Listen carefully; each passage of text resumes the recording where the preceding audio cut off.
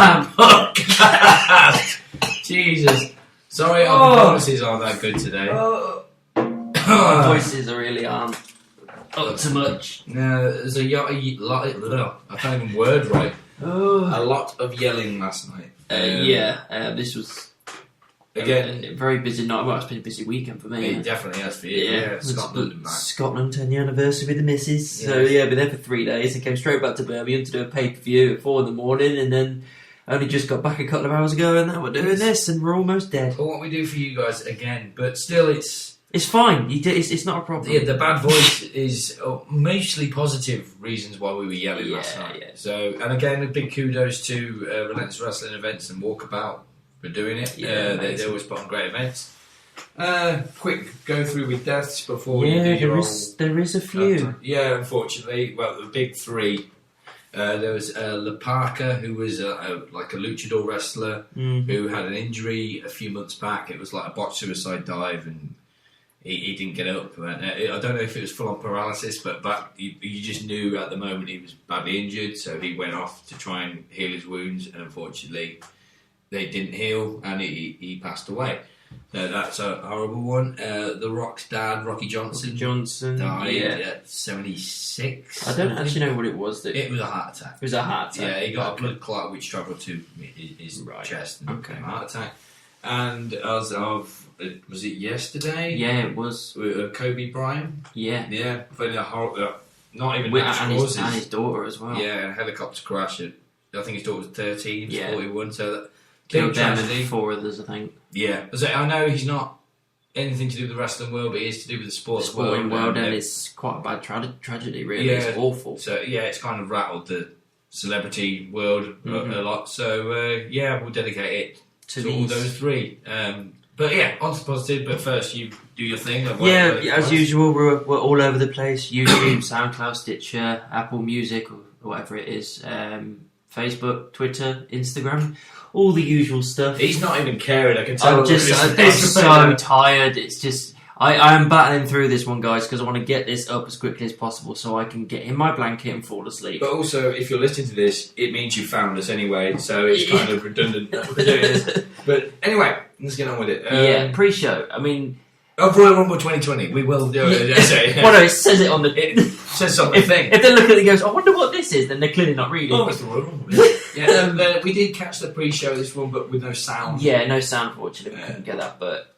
from what I saw, they had the 2 matches that were on there. They both had time. Yeah, they're both. It's just I struggled to care because I couldn't hear it. Well, not only that is you couldn't hear it because no fault of anybody's really. They were showing it on the WWE network at the Walkabout place in Birmingham, but due to copyright laws and all that kind of stuff, licensing laws, they're not allowed to. They're kind of bending the rules slightly. It's like, we're not even allowed to do this entirely, but we'll get away with no sound, but we show the picture. Yeah. So the first match was Shorty G versus Sheamus. And what's unfortunate for this is most of the seats were still empty for this one. Yeah. And that's bad enough anyway. It's bad enough being on the pre-show. It's worse when there's nobody really there. Mm-hmm. And I just felt more bad for Sheamus because there's been big buzz of his return. And he's just thrown straight into a pre-show match with hardly... I really thought it'd be in the Royal Rumble match. Yeah. It made more sense to me for that to happen. But no, he wasn't even in the Rumble, and he had his match Shorty G. But from what I saw, it was quite a good back-and-forth contest. It wasn't the squash match we were thinking. They gave it a lot of time. I was full-on expecting, I think I put it on record a couple of times, that it should be bro kick, 3-pin, good night. Yeah. But because there were so many matches on this card, I was just like, well, they got to squeeze some time out of it somewhere. Also, if that was the case, we'd be saying right now, look, but why are you buried Shorty G? It's that whole... His character's a bit shit, but Shorty G can't help Space Jam reject. Yeah, but... what I saw, it started off with Sheamus looking strong, which it should, because it's this returning superstar of, like, I haven't lost a step, I'm more, if anything, I'm stronger. But Shorty G brought it back into, like, working the leg. Yeah. And his follow-through suplex thing that he does. Yeah, that's always awesome, yeah. And it does that thing with almost every podcast, every pay-per-view, at least one of the matches that we're dead certain of who the winner is.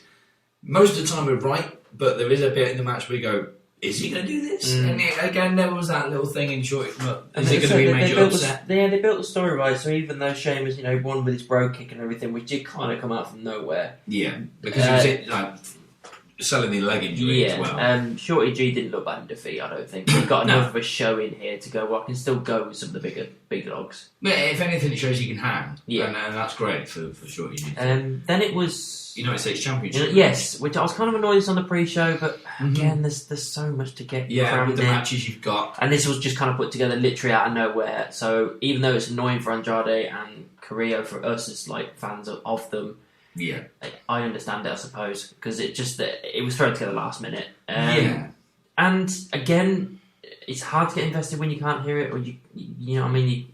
You're not sure if you're missing anything. Given a lot of time, and from what I saw, it seemed like textbook stuff for the two of them. Yeah, and that's kind of good and mainly good, but it's partially bad because when you say textbook, it means it's like, this is what we kind of expected. Which you do, there is a way of going when you look at two amazing superstars that are going to have a match together, you are walking into that match going, this is going to be awesome before they've even done anything. But on the same side, if you went into that match and they did pretty much basically everything you knew they'd do, move by move, it's this is predictable. I'm not saying that was the case with Andrade and Carrillo. They made it what I saw an exciting match, but it was still kind of the way we all knew it would kind of go down. They did the very... Are they all both Latino kind of thing? I don't want to step on anyone's toes here. They've got the whole international flavour going. So their style is very different to the what we're WWE American superstar accustomed to, and they bring that new style and they mix well together. Yeah, I'm happy for this feud to continue. Yeah, I think, and obviously with Andrade picking up the win for his retention, which was the right thing because it was far too soon for Carrillo, I think. Yeah, I thought it might have gone an upset, but maybe, but it thrown together literally on the last episode of SmackDown, wasn't it? It was Raw. So just that, they need a bit more time to build Carrillo up again for him to be legitimately taking it off Andrade. And Andrade's on a reasonable roll with the US title at the moment. I'm enjoying him in this position. It's the right position for him to be. I'm glad they actually kept him and Zelina together because it was looking at one point like they might go separate ways. Yeah, I'm glad that Zelina being that kind of thorn in every opponent's side to keep that belt on Andrade. And Andrade just kind of knowing that's happened, almost taking it not for granted, but knows this is a team effort to keep this belt on him. Yeah. And as far as Humberto goes, a few months back, it was rumoured that Vince was kind of finished messing around with him. Yeah, it was. And now to see him back on TV in a title match, I'm happy for the guy because they're both great talents. So. Yeah, it was what it was, but Andrade got the victory, but I don't think this is the end of Humberto, and I look forward to see what Andrade does with the United States Championship. Yeah. Excuse me, right, the main show, and first match was the Falls Count Anywhere match. Yeah. Which I didn't know was Falls Count Anywhere going into this. Yeah, I can't believe you didn't know it. I didn't know. I was surprised this was first, actually, because I thought they'd go with the standard thing of open with a Rumble, end with a Rumble. Oh, I thought they might go with one of the Women's Championship matches. But usually it's Becky. So if it was the Becky one again, I'd be like, for fuck's sake, stop giving her the opening match. Yeah. Which she didn't, which was great this time. But I like this match, actually. Yeah, I did. It was a good position to put it in right at the start. It gives a chance for both of them to heal before they went into the Rumble later that evening. Yeah. It was a weird one from especially my perspective, because, and maybe a lot of others, because I do like both of them in my own way. But they are both that kind of superstar at the minute where if... I know it's like Roman's god to every WWE producer backstage at the minute. And to a lot of the fans, not all of them, but, a good portion. But if either of them had to leave for an extended amount of time for whatever reason, I wouldn't exactly miss them. They're that kind of characters in the roster. Yeah. So the two characters I'm not overly invested in. So it's weird to have the whole, I hope he wins, but I don't give a shit if he does. And but they made it an entertaining match, and the story. Yeah, it was entertaining. The story they've been telling hasn't really. It's had its ups and downs, but at least we're following it. We know what the case is. To be fair, most of it. this whole feud is Corbin's been winning, Yeah. really, and this is why I thought maybe it was going to happen again because going into the Rumble, Reigns was my pick as he was the favourite. Was the favourite for most people. So I thought, well, he's going to take a loss here and everything again, kind of solidifying that maybe he hasn't got it, and then he just kind of comes back and wins the big one. Yeah. But no, they went the opposite direction. They had a really good match. They went there back and forth. Ziggler and Roode got involved. The Usos got involved. I think it was Jimmy jumping off the top and landed on the rest of them, just popped up out of fucking nowhere. The only thing that made me laugh was the porta potty on the casters. Wheels. Yeah, it's it's coincidental that the one on the end has the wheels on that he can flip. Well, also taking out something, because obviously there's all this equipment about. He took out what was R.I.P. labelled Neil's toolbox. Yeah, just said Neil's toolbox, and it just got like wiped out. Like, well, there goes Neil's shit. Maybe we should dedicate this to Neil's toolbox as well. Yeah, shouldn't we? I've got to say about R.I.P. Neil's toolbox. But yeah, there was a few good spots they had. I think at one point, I think one of the Usos was slammed onto the railing. That was yeah, that was put up. Yeah, he was slammed through. I'd say the only thing that at one point I was watching it going, why are we doing this? Was when the cameraman was focusing on the Usos and Roode and Ziggler. Yeah. And not once were they panning back to Corbin and Reigns. It's like, I get that these guys are involved, but you have to keep an eye on them because what if they go for a pin? And you don't see it. You just... Well, I think you've got to keep a camera on them. I think it was that kind of... At some point they don't show them because they want the net... If like Roman or someone's going to just leap out of nowhere, they want the fans at home to... make it look like it was out of nowhere. If they're showing Roman, he's climbing the stairs, you know what he's going to do. He's about to jump off something. So I know that wasn't the case. I think Corbin did come out from behind like rafters and stuff at one point and attack the Usos. But finally, and it was on the dugout. The dugout, yeah. It was a baseball. Or some piece. Someone put it up as a pun. It's like, maybe we should call it the dugout. Well, I generally thought, it was a very back and forth. Like, it was a fight, which it should have been, because that's not just what you expect from a Falls Count Anywhere match and a good way to get the show going. But this is what the story should be. This is the coup de grace of the story. This is the end of the story. Yeah, especially with the things that happen later on in the Rumble. This solidifies that this match is the end of this feud. It has to be, because those two had no interactions in the Rumble. No, they didn't. No, so I think it is, but you just never know. Well, Reigns came out on top with the spear. Yeah. So it's got to be. It's got to be the end of it now. They're moving on. As far as the story goes, because the story was done well enough to like put Corbin over as he is a definitive heel now. Yeah, absolutely. I like him as a heel. He thrives on it so much. He said the more he can get grannies and children to flip him off, the happier he is. Yeah.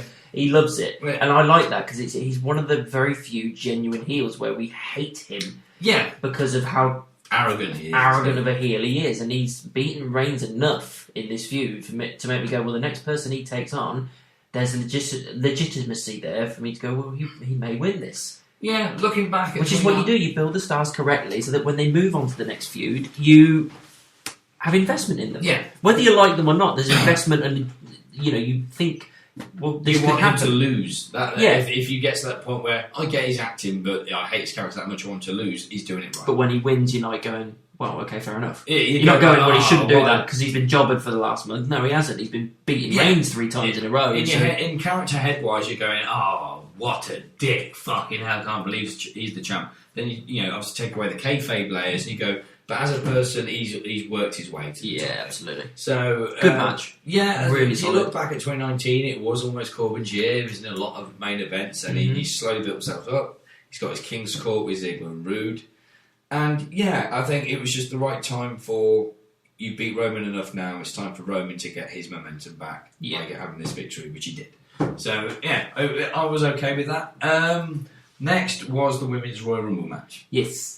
Number one, I remember number 1 was Alexa Bliss, and was it 2 was Bianca Belair. Bianca Belair, who I think was the Iron Woman. Yeah, she was awesome throughout the entirety of the time she was in there. Just everything about her, I was just like, she is owning this match so far. Yeah, the elimination she was doing, the moves she was putting on, the attitude, her story, like telling with her character, everything was great. Yeah. I loved it. Yeah, if she wasn't the Iron Woman, she definitely had the most elimination. She had proper role going. I think number 3, it was either 3 or 4, was Mighty Molly. Mighty Molly. Which was brilliant. It's a great throwback. That's funny. There wasn't as many legends in it as I thought. There was a few NXT stars. Yes. Like, I think there was Dakota Kai was in there. Tegan Nox. Gargano's missus. Oh, Candice LeRae. They got Mercedes Martinez now. Yeah. Kelly made an appearance. Yes, she did. The interesting part that most of it was a pretty standard Royal Rumble match, and that's not like complaint standard. No, because I think this match was it was good. It was good, solid. It did what it needed to do up until the very end. Yes, which we'll get to in a minute. But because I think I like the fact that obviously the first women's Royal Rumble match, they're like, you've kind of got a like it's more of an attraction than a match, because it's like, oh, this is never been before. But now this is standard, and it should be. You should be like, no one was watching it going, I can't believe it's women again. It's just like, this is awesome. This is what we do now, and we're cool with it. So it was just straight to the point. We don't have to have any weird little, the third ever women's Royal. It's just like, we're doing this again because it's the standard. It's the standard. So one other thing. I mean, I was annoyed that like Sasha wasn't involved in any way, shape, or form in this pay per view. Not even once. And there was no sign of Ruby Riott or Nia Jax. No. I liked everything they kind of did with Nikki a little bit as well, with her thing back and forth with Mandy Rose. I also absolutely loved the way that they full on made us buy into the fact that she just rolled and she was eliminated. Right. And we're like, she went over the top rope and she just fell off. And I was like, oh my god, what was that? And then it pans round and there she is lying on top of Otis. Feet haven't touched the floor. Oh, that was brilliant. They full on suckered us in. All of us went, what? Yeah. And we're like, fair enough. That's a quick story, really told well. I mean, the story development, if anything, there was a quick promo interview with was it Sonya Deville and Mandy Rose, where Mandy didn't say anything, but Sonya was like, I'll eliminate myself for this person. She's my best friend and all that kind of stuff. And then after the whole first Otis save, she tried to eliminate Mandy, didn't she? No, by accident. By accident. She went to go for, it could have been Bliss or something like that, stepped out the way, hit Mandy Rose, who went into the arms of Otis, and then Sonya got thrown over and hit them too, and they all fell down, and that was it. Again, good storytelling. When you come out of that, there's this tension in the ranks. Yeah. Like, well, do you like Otis more than me, or this kind of shit. There's room there for a story to be building up, and they are teasing that. Again, good storytelling. That, at the end of the day, when you've got people that aren't winning the Rumble or going on to the big feuds, Rumble's a perfect time to start these little stories, or to put the seeds into place. Well, one of the best parts of it to me was the Beth Phoenix stuff. And then obviously when Natalya joined. She was amazing. Well, she lasted. She was the last 3, weren't she? 3 it might have been 3. Yeah, she was the last 3. But she, I don't know how, but she did get a nasty cut in the back of her head. Oh, even her husband put something up on Twitter, said, "My wife is awesome." Yeah, because there was a lot of blood. You couldn't see the cut, but it was just blonde hair was becoming just like crimson red. And we were all sitting there going, well, why is she still in the match? She's like, if it's that bad, just chuck her out. And then it became apparent later on with her and Natalya when she chucked her out, and then when she was in the last 3 and everything, and the whole thing with Santina Marella came in at 29, was it? Yeah, it was 29. And that whole thing there, so this is the reason she's still in it. And he just he cobraed himself out of the ring. It was so stupid, but it was brilliant. I love the throwback to it because it's it's fan service at the end of the day. Well, yeah, because not only did they know that Natalya and Beth are best friends, so they did the double teaming for a while. Then Santina came in, but back in the day, there was this whole storyline with Santino and Beth as kind of a couple.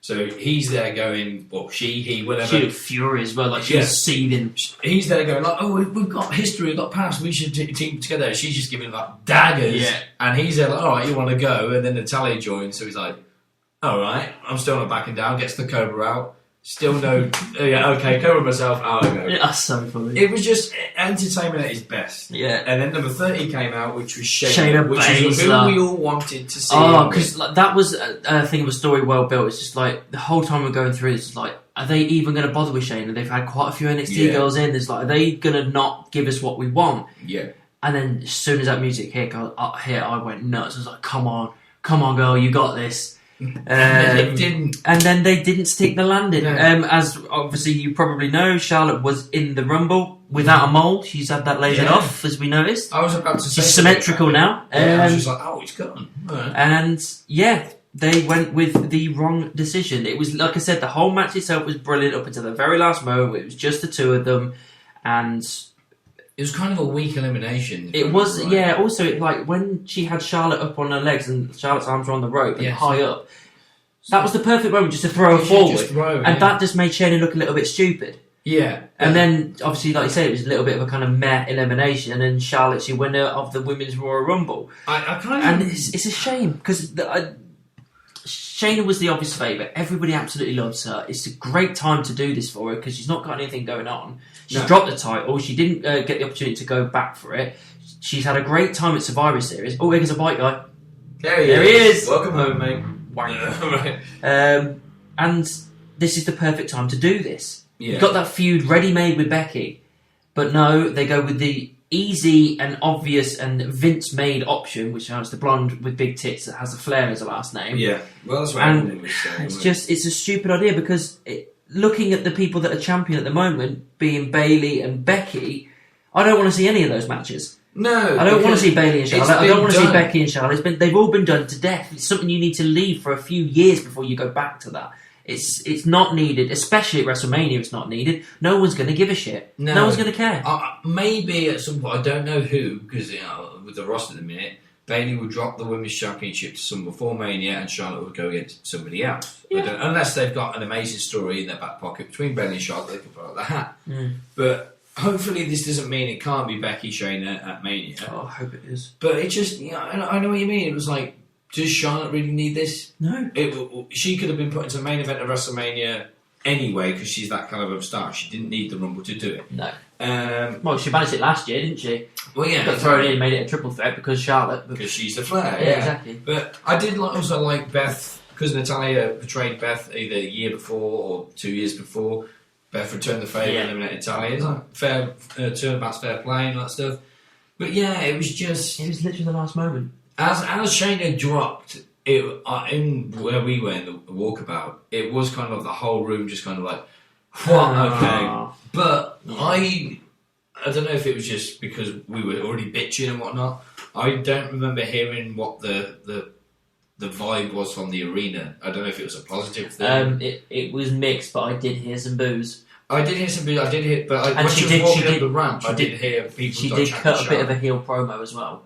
She's been face for a while, but she cut that promo about saying she's the diamond that is the top of the something. I don't know what it was, can't remember. But it was quite venomous. Yeah. I'm not saying it's a full heel turn, but she's basically saying to the crowd, I don't give a fuck what you think, I'm in charge. Yeah, I think that's a smart thing to do when you judge the crowd reaction, because it wouldn't. She's on SmackDown, isn't she? Yep. It wouldn't surprise me if she makes entrance on SmackDown this week. She's just met with a chorus of boos, because at the end of the day, 80%, if not all, of the WWE Universe wanted Shane to win. Yeah. And we all know why she's done it. It's all the corporate machine, the fact that they like her because she's a Flair, got big tits and blonde hair.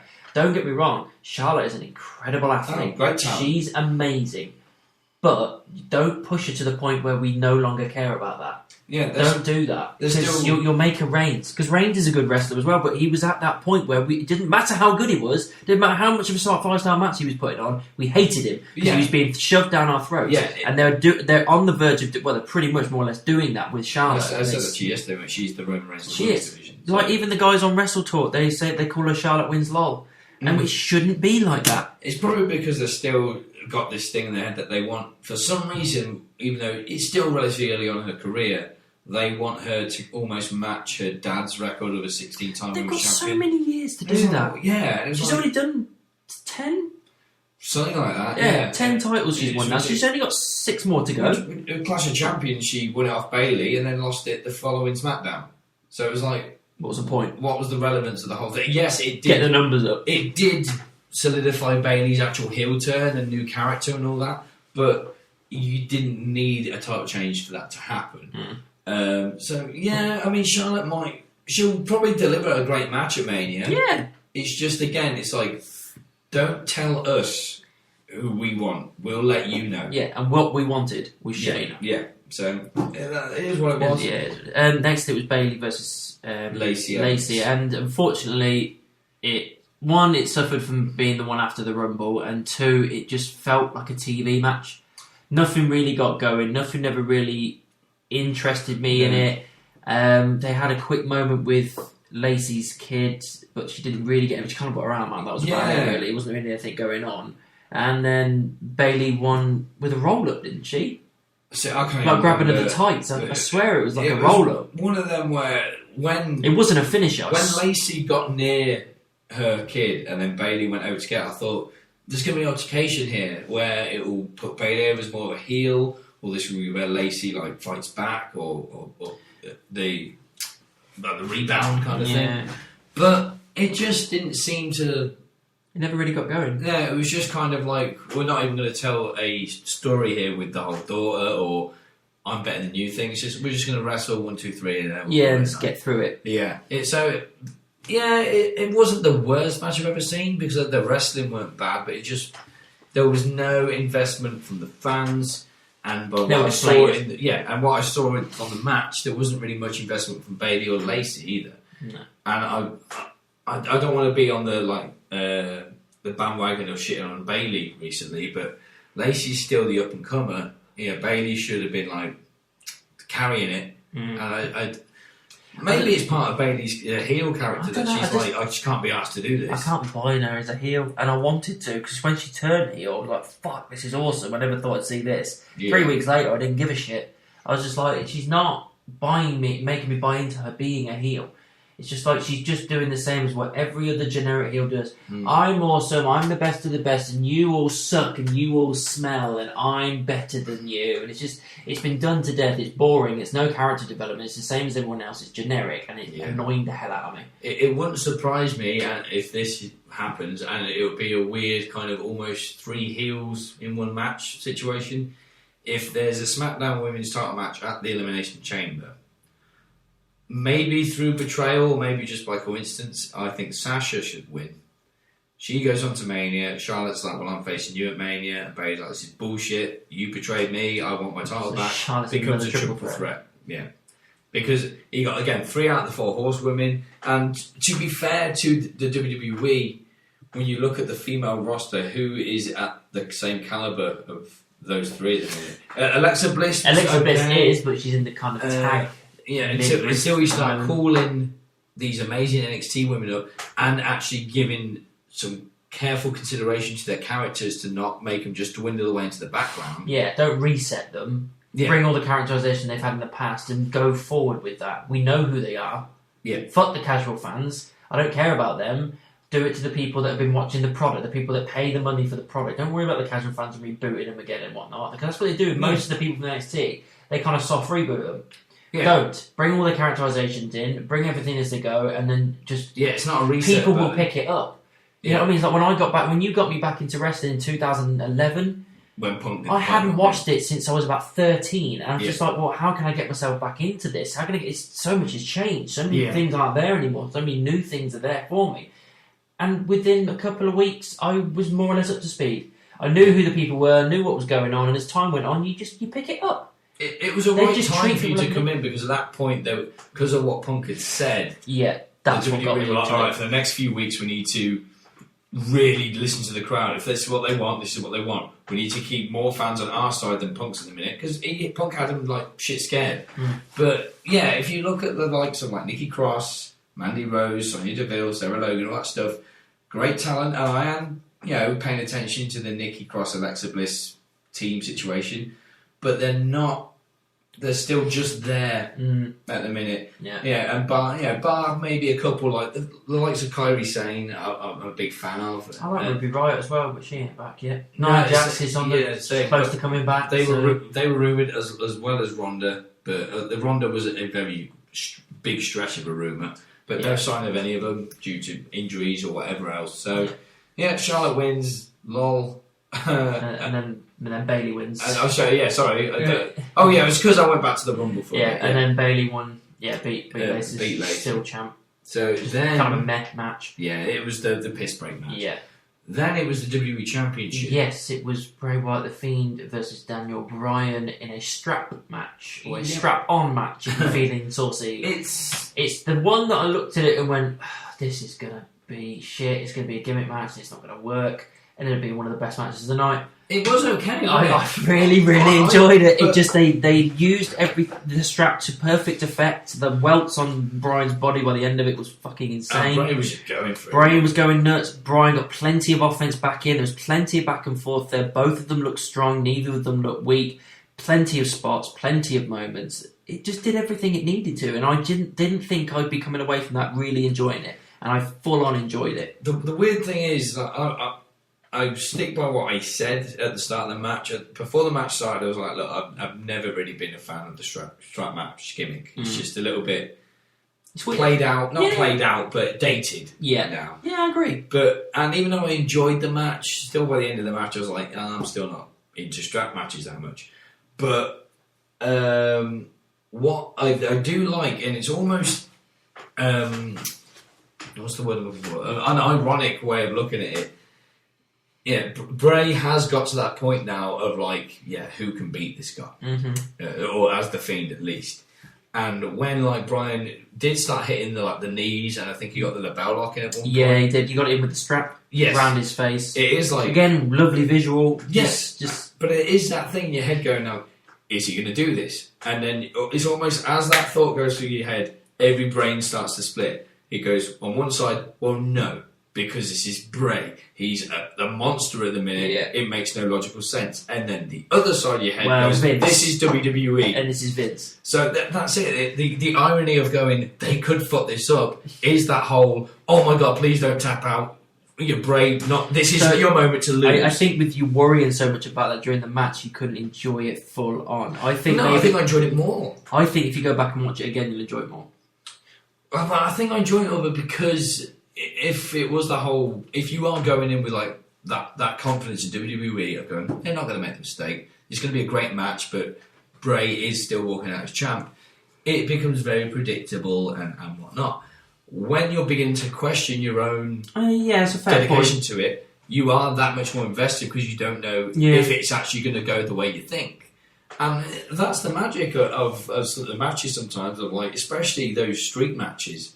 Of like those so close falls from finishes and stuff to take it back in the day. I'm like, is he going to lose the streak right now? Are you on the edge of your seat the entire time? Now, and that's the thing, they're building it up like with Bray, and they should do the same thing like they do with the streak. Yeah. Make you believe that Bray may lose it, but he doesn't. Yeah. I mean, there was keep him strong, and he was in this at the end of it. He was still strong. It's not like he was like, he's beaten up and he just got a fluke win or anything like that. He was strong as hell. He does this thing. But we love Bryan, so that's... Yeah, the thing is with...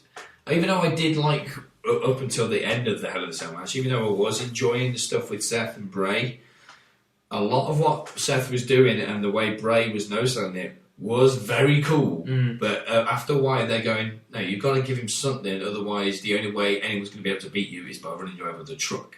You've got to have some weakness. So the fact that he was selling for Bryan is like, you are still strong, but you're also making Bryan still look strong. One of the moves I absolutely loved was when Bryan went for a knee and he caught him in a Sister Abigail. Oh, yes. That was fucking amazing. So well caught. And didn't he try again and catch him in the mandible claw at one point? Or something like that? I think he was on the top rope. And he had him over the side and he brought him back over and then dropped him down. Yeah. I think that may have been the point where he pinned him with the mandible claw. But that might be the first time, though. Because even The Fiend had that kind of like shock thing of like, he kicked out. To my knowledge, I don't remember anyone kicking out Sister Abigail straight away. Up until this point. So, both characters were protected. I think there was a couple of commentator table spots. They definitely fought on the outside for a bit.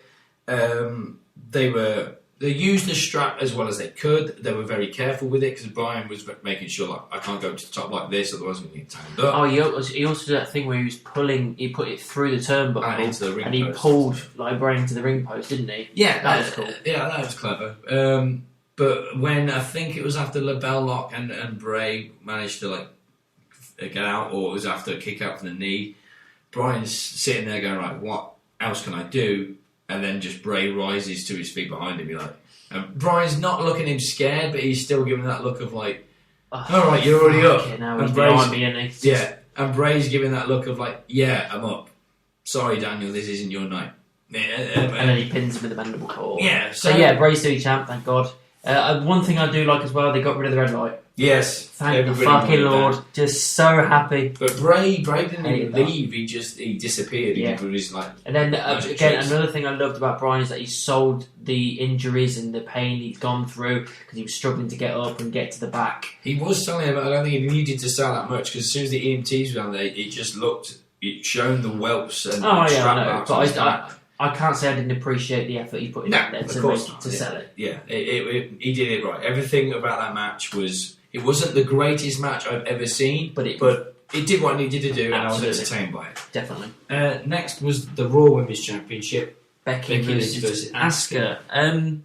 It was a good match. Yeah, unfortunately, I don't know why, I can't remember much of it. It was a good match. The only thing is, none of us truly believed that Becky was losing here. No, but there was, again, some of the questions in our discussion of, like... Yeah, Becky has had the Raw Women's Championship since WrestleMania last year. Yeah. And it is looking the way that she's going to be holding it into this year's Mania. Yeah, I think it makes sense for full calendar year. With, but on one side I am getting rather bored of Becky being champ. Which is why you'll be happy when she loses it. Yes. On the other side I was like, yeah, Asuka needs to get back into almost, Empress of Tomorrow, Queen, just this overpowering bitch mode. Yeah. Because unfortunately what happened at Mania 34 with Charlotte just threw it to the bottom of the ladder. So there was that kind of... at this point, we thought Shayna was winning the Rumble, didn't we? Yes. Well, actually not at this point, but we... Our prediction was Shayna wins because she's going to go against Becky at Mania. Yeah. And so that did not happen. Yeah, so our theory was going to be, Shayna, because of what Becky did to Shayna at Survivor Series, comes in the match, costs Becky the Raw Women's Championship, Asuka's your new champ. But then logically, like, if Baszler wants Becky at Mania, she'd want to take the belt off. Yeah. So it was a lot of like... after the win of the Women's Rumble, it's just kind of, what are we doing now? You know, it kind of throws everything off. But like I said, there was never a time I was sitting there, even when Asuka was getting her upper hands at certain points, that I was thinking, well, she's going to take this. No, it's Becky. She's going to keep this the whole time. And I did like... the way it ended, though, like I said, it was a solid match. I really enjoyed it. I can't recall any specific spots, but it was just a good standard match. They went to town on each other. Yeah, they did everything they needed to do. I do like the ending where she went to use the green mist. She got hit by Becky, and she spat it out all over herself. Yeah, and then she got put in the disarmer and pin. So that's a good way to kind of close their story, because not only has Becky finally beaten Asuka, the thing that she couldn't do, collect that debt, as they say. She's also done it in a way that serves the story of the fact that Asuka's always spitting in someone's face to kind of blind them and take the wins and stuff. And the fact she got blinded by herself and took that loss, it comes full circle for it, and it makes sense. So like I said, I don't remember specific parts of the match. I don't remember being bored by it though. So that's one of those kind of things. Because I did think I loved the story of whole Becky can't beat Asuka. It's a story that's been used before, but it works. Which is why I did think maybe this story could continue and Asuka could pull the upset here. Not really believing it, but again, something in your back of your head. I believe it more about Asuka winning if she wasn't the women's tag champion as well. If she wasn't a tag champ with Kairi Sane, if she was by herself, I'd be bought into it even more. Because there's no reason why she can't take it. Yeah. But with this, I was like, she's not going to become Asuka 2 belts. She's already got gold. Yeah. So... But I did like the way what they did with this. I figured the mist would come to play somehow in a kind of reverse way. But my theory, which I don't know if it would have been better or not, was if Asuka gave the signal that she's getting ready to do the mist because the ref's distracted by Kairi or something, and Becky looks up and mists Asuka herself because all you got to do is put one of those weird green capsules in. That's again. Turnabout fair play kind of thing of you keep doing it, now pay back, bitch. But the way she did it worked exactly the same way. Yeah. So Becky is still the Raw Women's Champion. Yes. Then main event time. Main event, men's Royal Rumble. I was looking forward to it. I really don't know what to think about this. The only downside I had was the fact that we knew most of the entrants. However, they changed a couple of bits. They took Rusev and Bobby out because of some kind of brawl they had backstage, which we have no idea about. Never popped up on the pre-show or anything. So my guess is they had to rearrange a couple of things for certain people to be entered. So they took them two out, and they're going to film a little segment, and they'll put it on Raw tonight saying, "This is what happened last night," even though it didn't. Yeah. So we opened up a couple more spots, but for the most part, we knew who was going to be there. Yeah. However, obviously we'll get into more detail in a second, but as a whole in this match, loved it. I thought that there were sticking points, and that my main sticking point is the fact that Lesnar at the start started eliminating people, and I was like, yeah, fine, show his dominance, eliminate the first few people, fine, I get that. But when it was getting up to the 10 mark of him, just one person comes in, he takes a couple of hits him with a move, good night, and then he's standing there waiting for the next person. After like the 10th person, it's just like, fucking hell, come on, this is the Royal Rumble. We need more people in the ring than just him waiting for the next victim. First 3 or 4, like I said, would have been absolutely fine, but it was too much. Yeah, that's what I was going to say. I mean, that aside, I enjoyed the match. Maybe what they tried to do and succeeded at was, because I was sitting there really worried, like after like the 10th person, like, is this going to be the entire match? Yeah, that was the concern. And this thing I was really worried. Maybe that was what Vince wanted to do, of like, because the payoff for when Lesnar was eliminated paid off big time. Yeah, that's true. I did like the small gang up with Kofi, Big E, and Ray on. They all tried to get it, but Kofi got eliminated and didn't get his triumphant return back into the ring like he always does in inventive ways. He didn't get that this time. Keith Lee was in there and got a good showing. It was him, Strowman, and Lesnar, and Lesnar sold well with Keith to make him look like a strong dude. The only problem is he was taken out a little bit too soon, just a bit unceremoniously. Yeah, Keith made to look weak. But this was beginning to become my issue, because in hindsight, it's like, yes, I know what you're trying to do with Brock, but you waited till about entrant 12, maybe around entrant 6 or 7. You should have started executing the way it went down, the whole Brock eliminated thing. Yeah. But you had the first few in. Yes, okay, you had the likes of Elias and Big E, John Morrison. Yeah, but the thing is with people like Elias and Big E, and even Shelton, I did like that bit. With the hugging and everything, because they worked together, and they just chucked him over anyway. They were the kind of, no disrespect to them, they were the kind of throwaway guys. Yes. But you have these guys like Keith Lee, Morrison, who hasn't been in WWE properly for years, and returning MVP. Yeah, Black Panther gear. Yeah, not even get like a full minute. Yeah. And just get like, these are people, if I was in the arena, those people coming into the ring like, I can't wait to see him wrestle again. And they're in there for less than 30 seconds. Yeah, exactly. It picks some different people. Yeah, so it started to become very just frustrating. Yeah, but as we said, the payoff, it worked. As soon as that happened, it then switched gears and became an even better show, an even better match. Drew McIntyre comes out at... It was about 11 or 12. Something like that. Yeah. He's not afraid. He walks down to the ring slowly. He gets into the ring in front of Lesnar. Ricochet's in there, but he's down. Lesnar takes off the gloves. Even Drew is not afraid. He's like, show me what you got. Show me what you got, Brock. Let's do this, Brock. Yeah. And then Ricochet hits Brock with a low blow, because we all know that's Brock's main weakness. But also, it throws back to that. Yes, it throws back to that, which is fine. And then Drew hits him with the thunderous Claymore and knocks Brock Lesnar out of the Rumble. And he's still sitting there for the next 6 or 7 minutes. And the thing I love about this is that the next few people that were coming in and that Drew was taking on, every time he got a little bit of a breather, he was straight back on Brock and looking at him going, I am not taking my eye off you, because I do not trust you. I love that. Well, I love great characterization, great ring awareness, and it just makes absolute sense. It was a trust thing, but I think when Lesnar was dumped over by Drew, the place where we were erupted, and I think the arena did as well. Absolutely went spare. I was like, of all people, considering think how far we come from 3MB.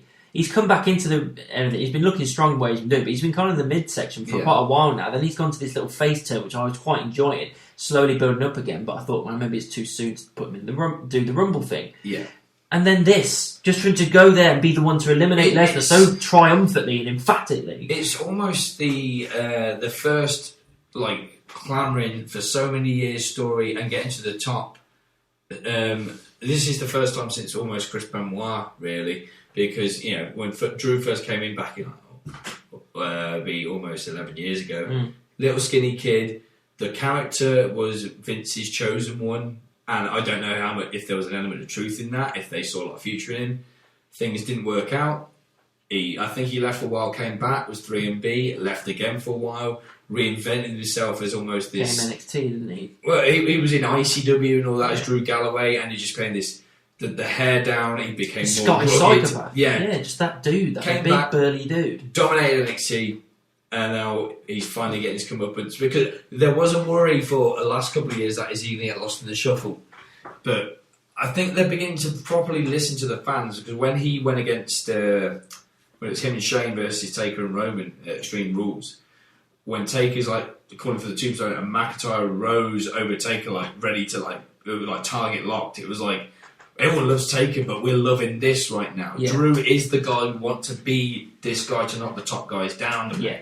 Carrying on with the match, what other people did we have? We had a few other people come out. I'd say I was surprised the OC were in it. The thing is, when Keith Lee came in and he squared up with Brock, again, I don't know if this is...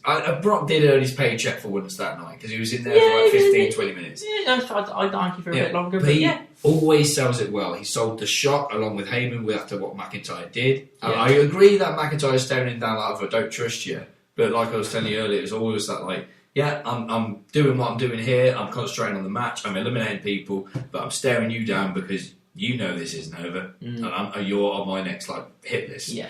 When Keith came in and he was attacking Brock's face of it was almost that whole, you could read his face of how strong is this fucking guy. Knocked him over, he looked, he was like, fuck, and then they underestimated his strength. They both go down at one point, next person comes out, Braun of all people.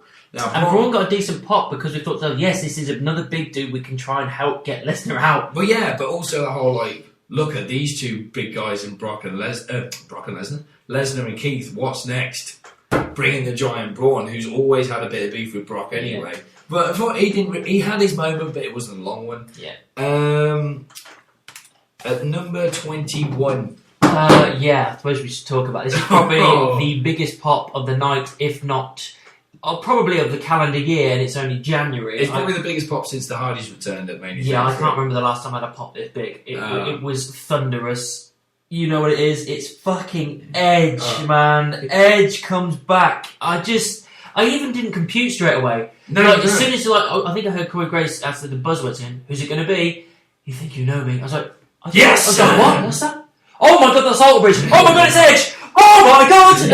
You think you know me. As it's registering, you see the dry ice rising in the strobe light. And there he is. There it is. Right. I was like, fucking hell, I'm seeing Edge in 2020. This is ridiculous. You can see him fighting back the tears, there are fireworks going off. It was one of them where we were 90% sure he was going to be there anyway. But there was always that 10%. Yeah, it's always nah. So, and it didn't take... It wasn't that whole, here comes Edge, and, oh, wow, yes, this is great, but we knew he was going to be here. It was just, we're so happy this is actually happening.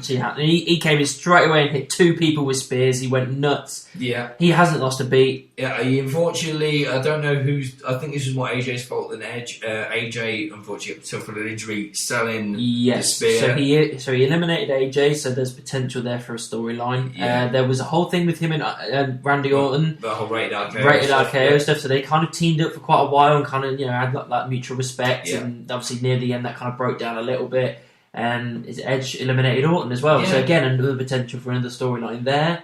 I'm trying to remember who else was Seth obviously came out at 30, we know that. Along with AOP and Buddy Murphy, so that was a good idea to put Seth in that position, this Messiah thing. Kevin and Joe coming out as well just before. Well, during the show they said we'll team up. We can team up to get Seth out, but when it comes to it, it's all for one, all for all. Yeah. And as soon as they saw each other in the match, they just kind of both shrugged let's fight. Let's do this. Yeah. Riddle, we got Riddle as well. Yeah. He didn't get much of a showing though. No. And I think the crowd didn't like that. He was there, did a few kicks, did a couple of bits with a couple of people, and but we could have had more. And the original plan was apparently to put him in earlier on, so he has his moment with Brock as well.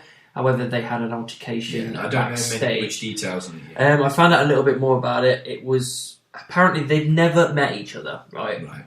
They're both UFC. They're both UFC, but they've never met each other. Riddle said a couple of things on Twitter before saying he wants to be the one to retire Brock at Mania. So that's the only thing that's sticking in Brock's mind that this guy's talking to him about. They've never shared a ring together. They've never spoken to each other or even crossed paths. Yeah. So the first thing they do, obviously, that's the thing that's in the brain. They kind of get into a bit of a verbal altercation. Apparently, there's nothing physical. But because of that, they split them up for the Rumble. So I think maybe that's one of the reasons Riddle didn't get much of a showing. It's just kind of like, stop showing off. Yeah. I like the controversy like he does with Goldberg and Lesnar and stuff. I love it as long as he can back up what he says. And I like that kind of controversy because it can build a great storyline. The thing with him and Goldberg could potentially be incredible. He's even started using Jackhammer in his moveset because of it. But yeah. You know what I mean? Yeah. So it has so much potential. But do you have to pick on everybody that's bigger than you? I know it's UFC. I know that. It's just like, do you have to start a fight with everybody backstage? Because at the end of the day, you're not going to get anywhere with that with someone like Vince. Because if you piss Vince off in that kind of way, you go, no, you're getting punished for that. And maybe him not staying in there long and getting chucked out is the punishment he received. I mean, so what? Are you saying this is Riddle's fault or Brock's fault here? I don't know who started the arguments. That's the thing. But the point is, the whole argument happened because of Riddle's tweets about Lesnar. Yeah, but again, at the same time, it's like, if anyone had like, if it wasn't Brock, if it was anybody else, and Riddle was like, I'd like to retire, and it was someone coming towards the end of his career. I'm not saying Brock is. I don't know what Brock's career plan is. But they might have gone, you want to retire me? And then kind of take it in good fun and go, we'll talk about it. You know, the more I get to see you in the ring, maybe you are the guy to take me down. Brock's like Brock is his mindset is always, not just the WWE, not just UFC, but the world. He wants to be the alpha male everywhere. Yeah. So if a guy like Matt Riddle comes up going, pretty would not. It's going to piss him off straight away. Yeah, with the tweets, basically, if you summarise it, Matt said, like, I want to be the one to replace you and get you out of here. Brock's going to be the guy to be like, I ain't going nowhere, and what gives you the right to think you can put me down? Yeah, exactly. Because Brock's always going to be, I'm the king, I'm the predator, there's no man alive that can kick my ass. Which I think is why he still has a soft spot for UFC. Because that's... Yeah. No offence to wrestling, but that's legitimate. So that is a legitimate who's the baddest bastard in this octagon right now. I mean, it is what it is. It's just I wish I had a bit more Riddle in the match. Yeah, I can't remember much more. Yeah, it was a very entertaining Rumble match when Lesnar got eliminated. The final four were... Roman came in, which, fine. He got kind of mixed reviews. Yeah, it was like kind of like, okay, here comes Roman. Well, yeah, because like, as soon as Roman came out, it's like, everyone's like, well, Roman's winning. You know what I mean? It's going to happen. So naturally the boos kind of pop up a little bit. Yeah. So it was Drew, Reigns, Edge, and Orton. And Orton were the last four. Yeah, because all four of them took up on Seth to get him out. It was them. Yeah, it was all of them. AOP and Buddy Murphy went off fighting with Kevin and Joe. That's like, where the hell are you going? And then he's just in there by himself. He gets hit by claymores, spears, RKOs, everything, and then he gets dumped over the top. He tries to do a little shield thing with Reigns, didn't happen. Then, like say, Edge eliminated Orton, little cheeky elimination, and even Orton kind of looked in like smiling like, you bastard. Orton was slithering up like he was going to get he was doing it. And then it was kind of a comedy moment where Orton's like, you caught me, but come on, this is the Rumble. And Edge is like, oh, fuck you then. And chucks him out. I was like, what? It's like, you were going to do I did like it. It was quite playful. And like, even Orton was looking at him like, you bastard. Fair enough, you got me. You know what I mean? Then Reigns eliminated Edge. Edge got, again, I think he got a little bit more of a showing that he speared Reigns because we thought they were doing an exchange. He was going to be the first one to spear. Yeah. And Edge got the spear in. However, Edge was the one that got limited by Reigns. They did play on the last two things brilliantly because the way that Edge was eliminated, they were both on the apron, weren't they? Yes. So it was like, he's eliminated Edge, Roman's on the apron, we're begging just for a Claymore. And we couldn't see Drew because he was that off shot. He got taken down by something. So we're like, he's going to rise, he's going to claim all the shit out of him. It didn't happen. Aleister Black, Black Mass him to hell or something, because Aleister was in there for quite a while. Yeah, he was, and then Reigns got back in the ring, like, fuck, this is the way it's going to go, innit? Yeah. But no one was, like, upset. It was just kind of like, this is this is it, isn't it? Yeah, it was just like, it's going to be Roman. And then I think, I can't remember if they hit the spear or not, but it all went for it. But then there was a claymore out of nowhere, there's that glimmer of hope, and then Drew just chucks him and throws him over the top rope, and the place erupts. Absolutely erupted. So Drew McIntyre, Mr. 3MB, has not only entered the Royal Rumble, dominated, eliminated Lesnar with one claymore, but he wins the entire thing as well. But I actually found out as well, the first British Scottish person to ever win the Rumble. Oh, I saw there was footage of Glasgow Walkabout. And I did as well. Shit. I saw it. They went nuts. Absolutely insane. I mean, we did as well, to be honest, in Birmingham. I also like this little extra thing that my missus mentioned as well. Obviously, we went to Scotland, Edinburgh this weekend. It was Burns weekend. So not only did he win for the first time, he won on Burns night. The whole Burns weekend thing that they do is just a holiday they do in Scotland. So he wins that weekend as well. I saw a backstage thing with him, and he's just so elated and happy. And it just, again, it's that whole, you've worked so hard. He has worked so hard. Yeah. He was my pick, the one I wanted to win.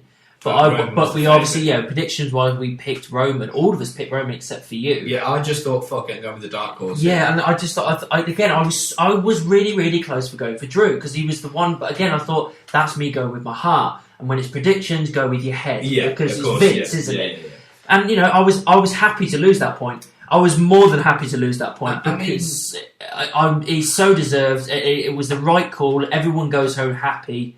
Obviously the emotion we saw on Edge's face, when he came out, because I remember during his retirement speeches, he goes, one of the things I absolutely love in life is my entrance, just hearing that music, you guys pop, the fireworks, the energy, and you could tell by the look on his face, just the response he got, and the fact that he was able to do this again.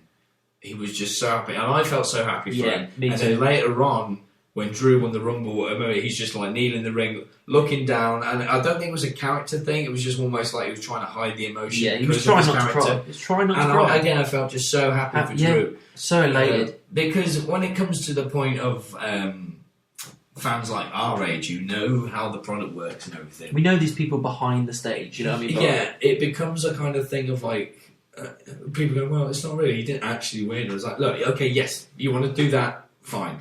But this means so much more to like his family, his money. Yeah, this is essentially a promotion. Yeah. This is like one of your family members coming back and going, I've just been given a big promotion, probably one of the biggest promotions I'm ever going to get, which could lead to another big promotion later down the line. That's what this Rumble represents for them. It's not just winning this fake tournament to win a fake belt. It's not about that. It's winning that prestige. Like, I'm one of the select few that won the Rumble. I'm also one of the select few that's going to Mania to face Brock Lesnar, which we assume is what's going to be happening, and even potentially winning the most prestigious title, their biggest title, which means you get the biggest paycheck and you're on all the main events, that kind of stuff. That is what you go for. That is what your career is based on. And the fact that he's given that opportunity, that is what it is for. This is what it's come down to with the fans' love of, like, they look at the workforce and how much they work and how well, but obviously how the character is received is a big part of it. Yeah.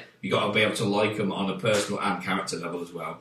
And it's that whole, when a fan thinks you've grafted enough and you're doing so many things right, we know what we want for you, but it's when your bosses and the powers that be do it. So now that the WWE are kind of putting their chips on Drew, it's like, we are so happy that, yes, you are getting the recognition you deserve for all your hard work, and you get the money, you get the main event. It doesn't matter what you are into in life.